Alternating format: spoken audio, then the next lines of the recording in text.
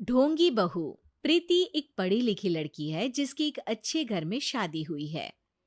प्रीति का पति राहुल एक मल्टीनेशनल कंपनी का मैनेजर है जो आधे महीने विदेश में ही रहता और छोड़ जाता है अपने मम्मी पापा को प्रीति के भरोसे, जिसे इस देश को सुधारने की चुल ने परेशान कर रखा है। मम्मी पापा, कल एक डॉग वैक्सीनेशन का शिविर है तो मैं वहीं पूरा दिन रहूंगी। आप मेरे लिए खाना मत बनवाना। अरे बेटा प्रीति, वो बाई तो काम छोड़कर परसों ही जा चुकी। एक नई बाई देखनी पड़ेगी। माँ, आप तो जानती ही हो ना कि मैं कितना बिजी रहती हूँ। अगर कल मैं नहीं गई तो कुत्ते एडॉप्ट ही नहीं हो पाएंगे। देखिए, हम इंसान तो बोलकर अपनी तकलीफों को बता सकते हैं, लेकिन वो बेचारे, उन्हें हमारी ज्यादा जरूरत है मम्मी। अरे बोल के भी हम क्या हासिल कर पा रहे हैं। अब ठीक है बेटा, तू जा, मैं खाना बना लूंगी। ऐसा पहली बार नहीं हो रहा था। देश भर में जितने एनजीओज हैं, चाहे वो स्टूडेंट्स के अधिकार के लिए हो या गरीबों में खाना बांटने का काम हो, प्रीति सबसे जुड़ी हुई थी। रोज कहीं बाहर ही रहती थी, एक शिविर में नहीं तो दूसरे में, और छोड़ जाती थी अपने सास ससुर को उनके खुद के भरोसे।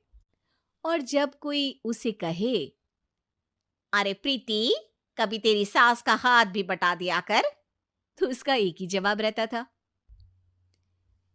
देखो, हम लोगों को तो सब कुछ घर बैठे मिल जाता है। अगर आज मैं इस शिविर में नहीं गई तो पता नहीं कितने लोग सड़क पर आ जाएंगे।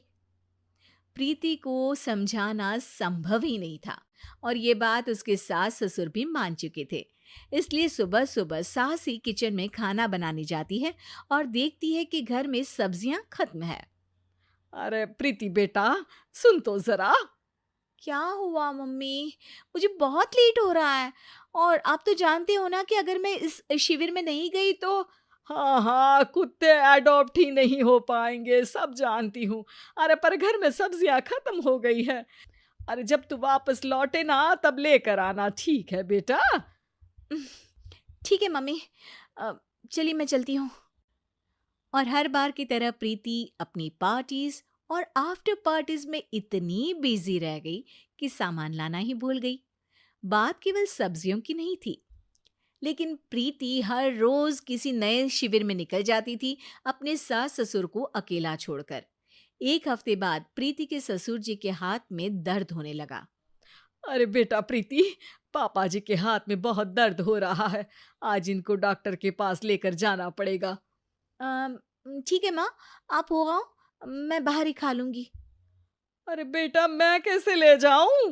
ये काम तो हमेशा राहुल ही करता था और मुझे तो डर है कि कुछ ज्यादा बड़ी बीमारी ना हो जाए।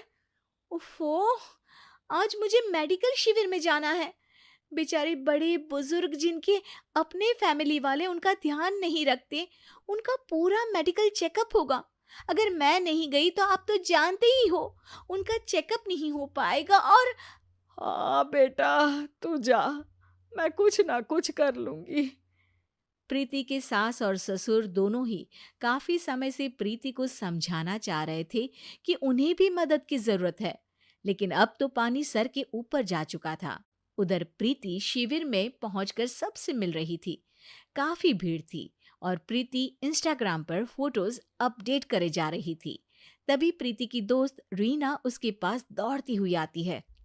अरे प्रीति, जल्दी चल। अरे क्यों, क्या हुआ? अरे तू अभी सवाल मत पूछ और चल मेरे साथ। प्रीति रीना के साथ जाती है तो देखती है कि गरीब बुजुर्गों की लाइन में प्रीति के सास ससुर भी खड़े हैं। प्रीति को समझ में नहीं आता कि ये क्या चल रहा है।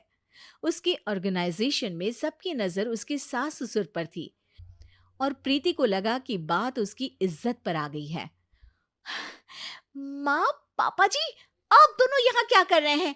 आप तो जानते हो कि ये शिविर गरीबों की मदद करने के लिए बनी है और आप इसका मजाक उड़ा रहे हैं इस तरह से लाइन में खड़े होकर। अरे बेटा, हम भले ही गरीब ना हो पर जरूरतमंद तो है ही। हमारा भी कोई ध्यान रखने वाला नहीं है। मेरे पति के हाथ में दर्द है। मैंने सुना कि ज़रूरतमंद बुजुर्गों का यहाँ फ्री में इलाज हो रहा है, इसीलिए चले आए। अ, नहीं, मतलब मैं तो। प्रीति को समझ में आ गया था कि समाज को संभालने से पहले उसे अपना घर संभालना चाहिए, और वो सर झुकाकर अपने सास ससुर से माफी मांगती है।